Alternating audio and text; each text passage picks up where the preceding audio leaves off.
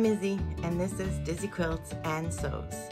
Welcome to part 3 of the making of mini quilts. So in this third and final video in this mini series, I am going to show you how I baste my quilts, then how I quilt them, and finally bind them. So I managed to finish, for the video, I managed to finish one quilt or one mini quilt, but basically everything I show you in this video, I'm just gonna repeat 4 times. So without further ado, there we go. Let's get on with the basting of the mini quilts. All right, so we are ready to start assembling our quilt sandwiches. In the last video, we did all of our quilt tops. Now we are going to prepare the backings and then put batting between this back layer and our quilt top. Now I've chosen fabrics based on the length I needed. I don't want to use a full piece of fabric for these mini quilts, so I decided to go with 2 fat quarters to back the mini quilt, so the single blocks. I've got a fun blue bicycle print for one of them, and then I've got a blue hot air balloon print for the other. So the fat quarters are going to be nice and big for the quilt blocks. So our quilt blocks is 16.5 inches square. A fat quarter is about 18 by 21.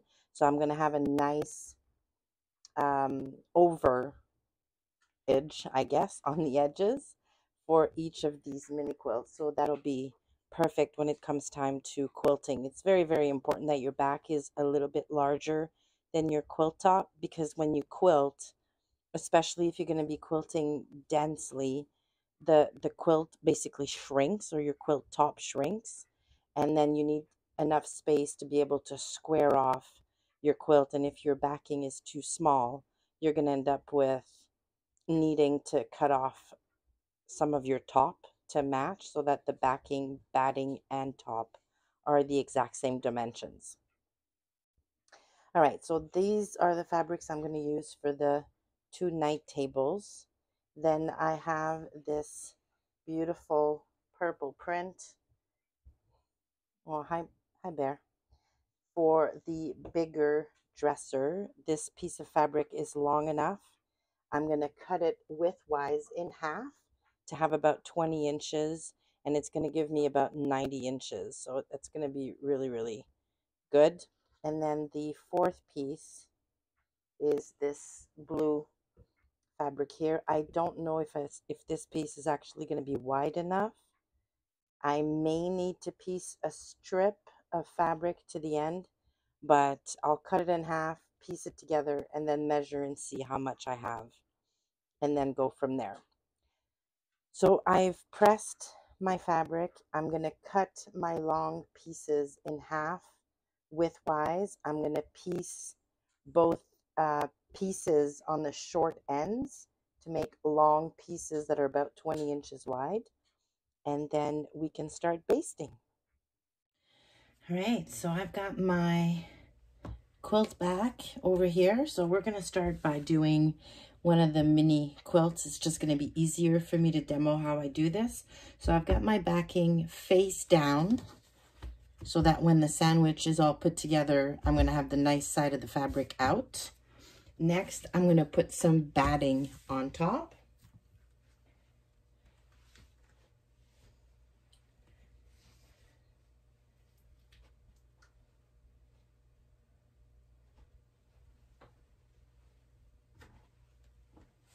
All right, so sorry it took so long. I was looking for a scrap. So I like to use scraps of batting for mini quilts. So these are basically leftovers from some of the larger quilts I make. All right, so I'm going to lie my batting nice and flat on top of my back. Right, like this. And then I'm gonna lay my quilt block. So this is one of my single blocks for my night table. And I'm gonna lay it nice and flat. And I'm gonna try to pretty much center it on top of the batting, which I've tried to center on top of the back. That way I'm pretty sure that there's backing all the way around, and I've got a nice margin on each side, so even if my quilt shrinks a little bit due to the quilting, I'm not going to run into any danger of needing to chop off part of my block. I should be fine.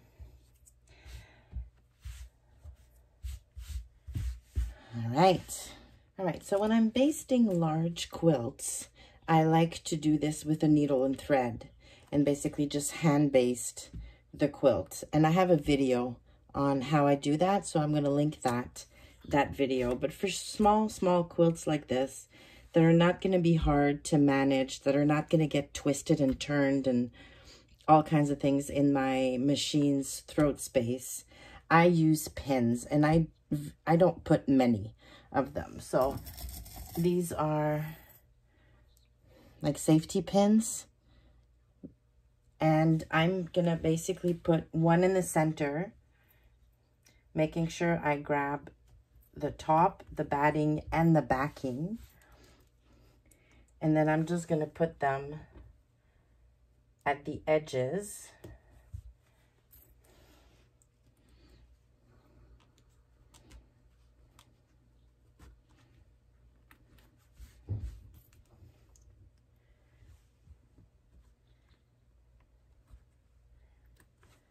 Now, I have to be honest, pin basting is really not my favorite way to do this.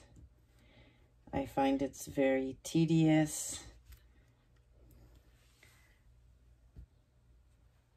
And that's why I started thread basting a few years ago, just so I didn't have to use pins. All right, a couple more.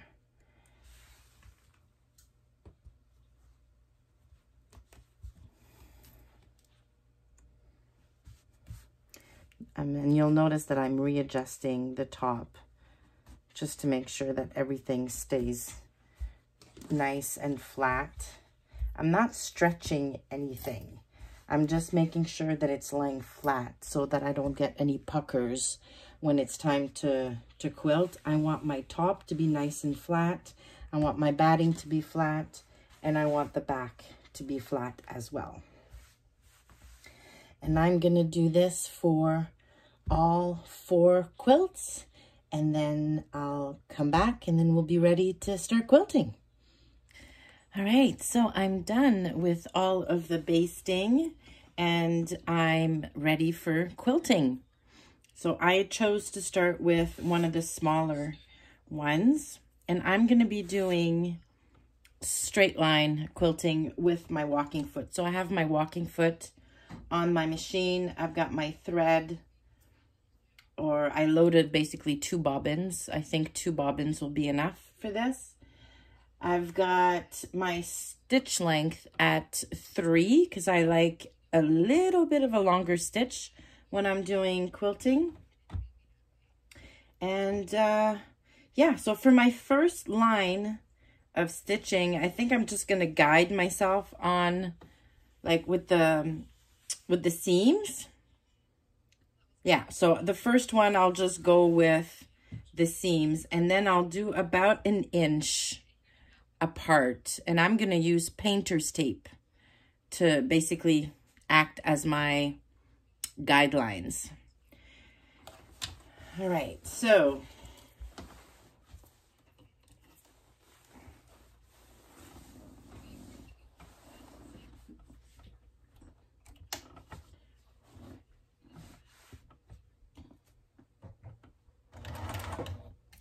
now I try to backstitch. I start quilting in the batting and I backstitch just to secure my stitching, and then go to the end and backstitch again in the batting at the end of the line.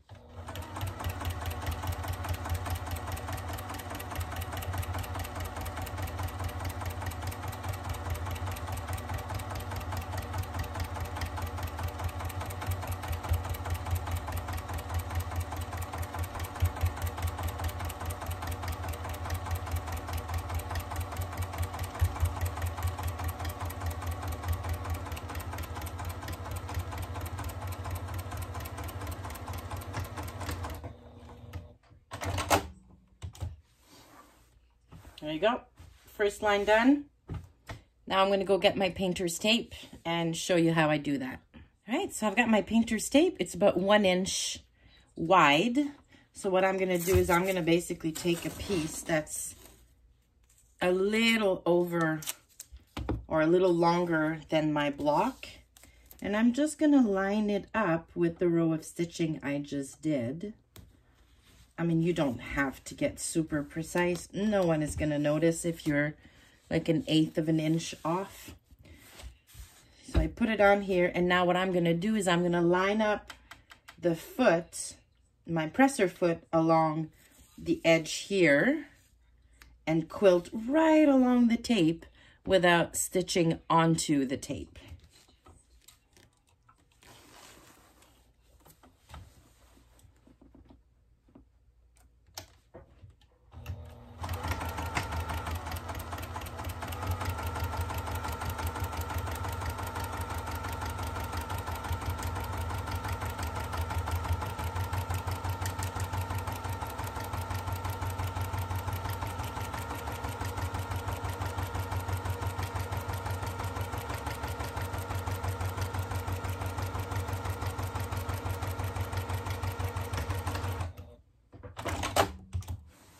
All right, there you go.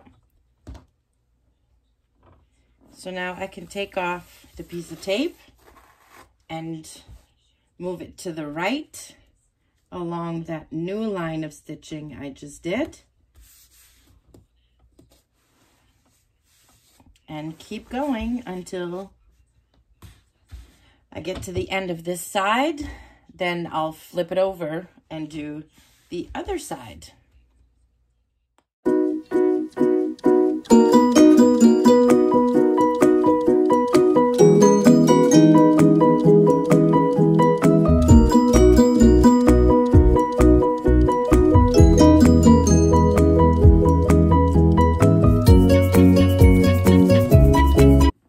So I'm done with the first half or so of the mini quilt. So now I'm gonna flip it so that the unquilted part of it is on the right. And I'm just gonna do the exact same thing. I'm gonna put my painter's tape right here against the first row of stitching. I will take my pins out, and then I'll keep going to the end over here.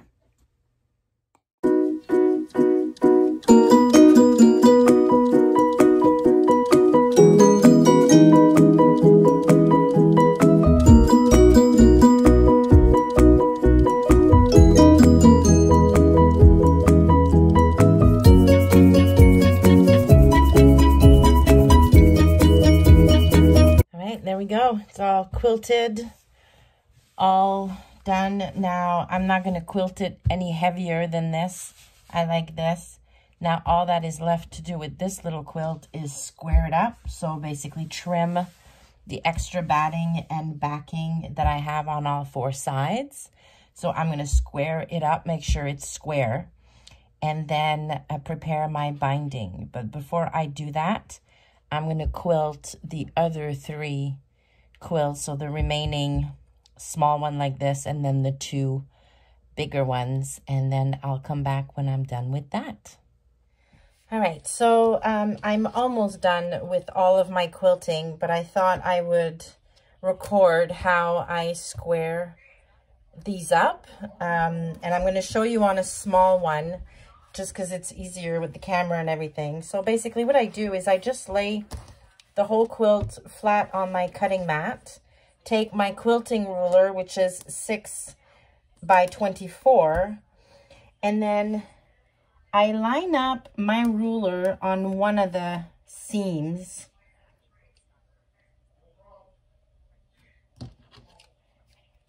All right, and then just trim, try to trim as little as I can.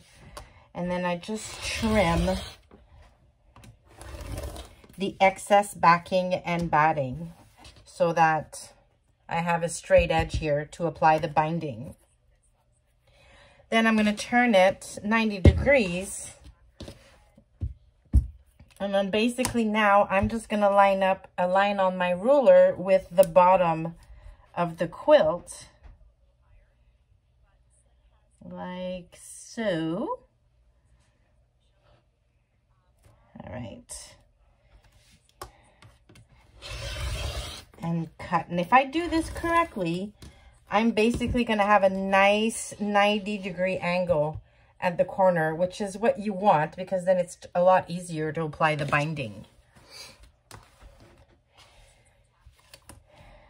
Now, obviously, this is going to go on top of my night table, so, you know, it's not going to be on show for people to see, so I'm not going to go crazy with the squaring up.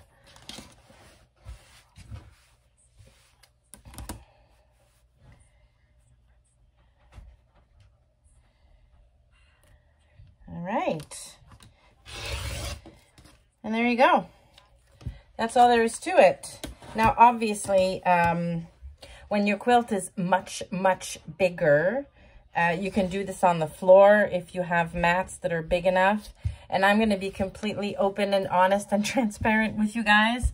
When my quilt is super big, I use scissors and just basically follow the quilt top and try to make it as square as I can, but I never ever go crazy about it. So that's basically squaring up your quilts or just getting rid of the excess batting and backing so that you can apply your binding. All right, so now I'm ready to apply binding. The first step obviously is making the binding. What I decided to do is basically make a scrappy binding from a bunch of leftover fabric from the fabrics I used in the quilt tops. So what I did is I measured the sides of all 4 quilts, added up all of the measurements, and just to be safe, added about 20 inches. And that worked out to about 11 strips of 42 inches wide fabric. So some of this was cut from fat quarters. So basically like 2 strips equals 1 strip of 40-inch or 42-inch wide fabric. So I've used the medium blue, I've used some of the prints, I've used the lighter blues. So basically a mishmash of all of the different fabrics I had in the top. And then I had like a strip and a half left of the binding I used for my son's quilt. So I'm going to piece that in there, obviously. I'm not going to let this go to waste. So all of this together is going to be enough for me to bind all 4 quilts. Now, I'm going to piece these together at a 1/4 inch seam allowance, and I'm not going to stitch them at a 45-degree angle like you're supposed to, quote unquote. Just because if you do it at an angle, I don't like that. So if you do it like this and or like this, I should say, and then stitch here, what happens is your binding is at an angle like this. So this is great because it reduces the bulk in any one spot. But I'm just not crazy about how this looks when it's, like, I don't like the angled. And that's just me. That's just a personal thing. Sometimes I want the angled change, but most of the times I don't. So I'm just going to piece all of these together into one giant binding strip. And I'm going to piece them all on this, like, straight, right sides together with a 1/4 inch seam allowance, and then fold them in half like this so that I have my binding all ready to apply to my quilt. All right, so I've got my binding all ready. So it's a long piece of binding that I'm gonna basically use for all 4 quilts. Now, I forgot to say in the previous clip that I cut my binding at 2.5 inches wide so that it finishes at about 1.25. Now I do that because I like to machine stitch my binding to the front and back. So basically both seams are gonna be machine stitched. If you prefer to do your binding by hand, you can cut it at 2.25 inch. It just means that it doesn't wrap over as far, and you don't need it to because obviously you're hand stitching it. So yeah, so I'm gonna start at one end, doesn't really matter which end. Where's the beginning? There it is. All right, so, and I'm gonna just let it hang on the floor next to me. So I like to start in the middle of a side and leave a nice long tail.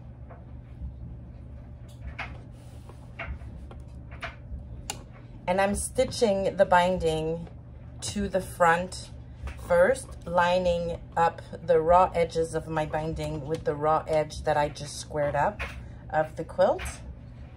And I'm stitching at 1/4 inch.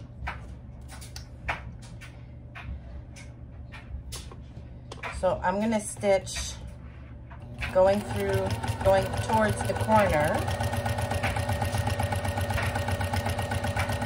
And when I get close to the corner, I'm gonna stop my needle down,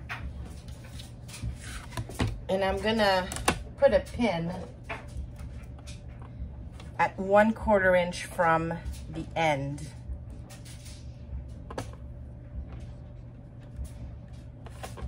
Or 1/4 inch from the corner, basically. And then I'm gonna stitch all the way to that pin.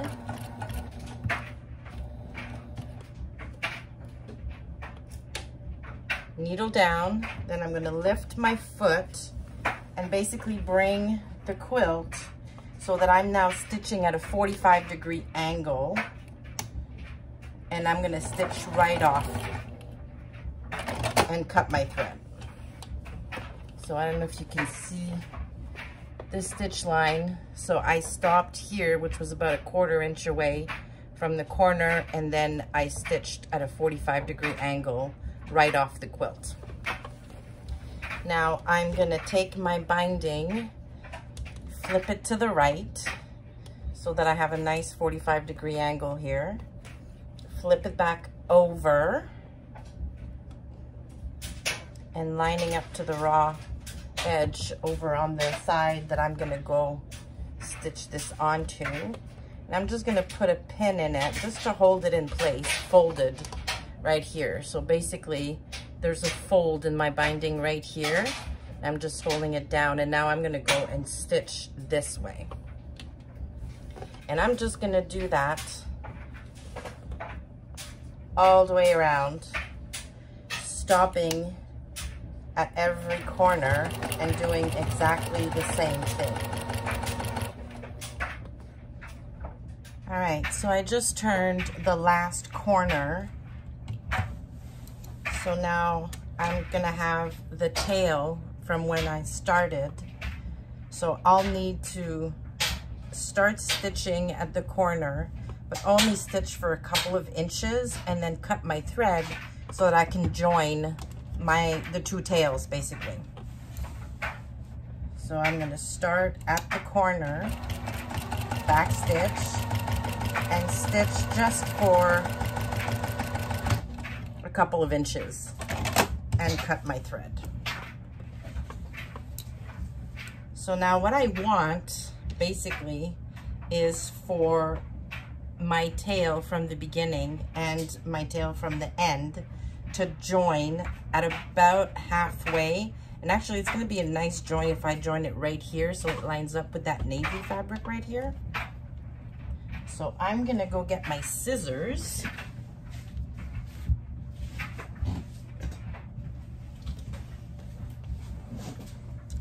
And cut the beginning tail about 1/4, okay, Bear, baby, there we go, about 1/4 of an inch past the middle. There we go. And I'm gonna cut this so that it's about 1/4 inch overlapping with the beginning tail. And that way I can join the two at 1/4 of an inch. So this is a little bit tricky, especially when your quilt is very small. But I'm just gonna join the two right sides together and put a couple pins.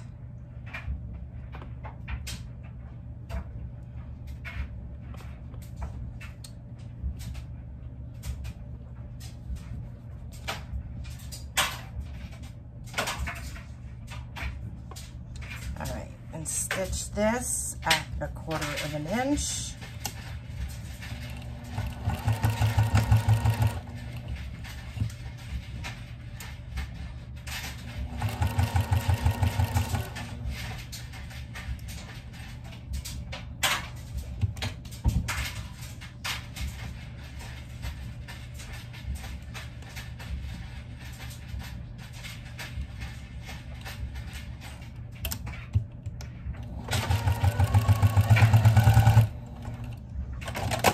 All right,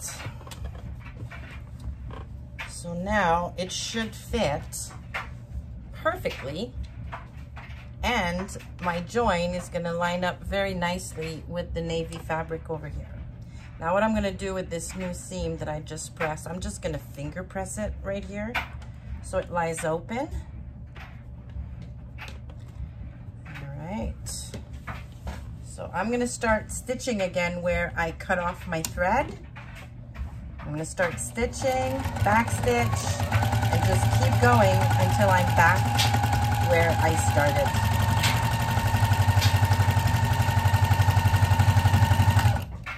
Back stitch, and then cut my thread. And there you go. So now the whole quilt, the whole binding is attached to the front of my quilt.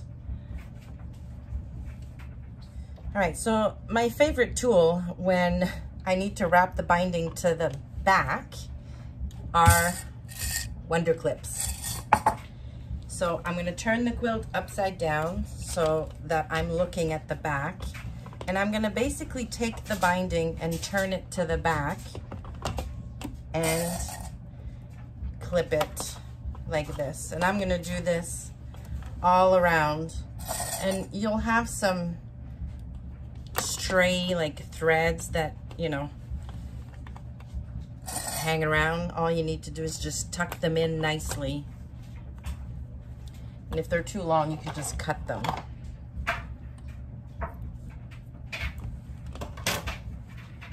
When you get to the corner, you want nice mitered corners here. So what I like to do is, with the corner up like this, I basically finger press one side of the binding down and then take the other side and wrap it around so that I end up with a pretty nice corner. Okay, baby, there we go. So I don't know if you can see this, but I've got a very nice mitered corner right here. So I put a clip on it, and then I'm just gonna do this all the way around, and I'll meet you back here. All right, so now I've clipped my binding all the way around. So I'm gonna start stitching it, but I'm gonna stitch not from the back side, but from the right side. So basically, I'm gonna stitch in the ditch right up against the binding, but on the quilt, not on the binding. And I'm just gonna go around pivoting at the corners, leaving the clips on until I get to them and then removing them right before continuing. So I'll go around the entire quilt and talk to you when I'm done. And there you go. Binding's all attached. From the front, you can barely see the stitching in the ditch that I did. And on the back, it's all stitched down pretty evenly. Now I use thread that doesn't quite match with the navy, so you can definitely see the stitching. But if you use thread that blends in, like on this gray, you can barely see the stitching. And there you go. I have a nice little mini quilt all done. All right, well, I hope you enjoyed this mini series of making mini quilts with me. So here is the finished mini quilt, the first one. So this is one that's gonna go on my night table. So basically everything I showed in the video is the same no matter what size your quilt is. So now I just need to finish quilting the biggest one and then bind all 3 remaining quilts, and I will be done, and we'll be putting those in our bedroom, and I can't wait. Thank you so much for watching the series. Please give me a like if you like this video, and I would love it if you would consider subscribing to the channel. Thanks again, and I will see you soon.